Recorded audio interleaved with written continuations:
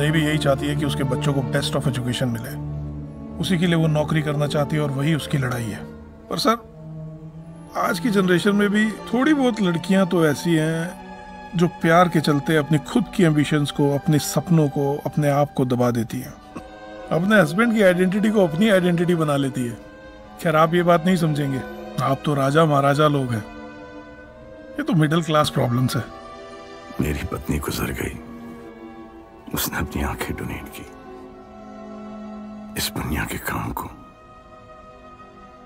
मैं कैसे जाया होने दूं? मेरा घर में अगर रहना है, যদি তুমি সফল হও তাহলে তোমার ছেঁড়া জামাটাও একটা ইতিহাস, আর যদি তুমি ব্যর্থ হও তাহলে তোমার ব্যবহৃত দামি সোনাটাও একটা উপহাস।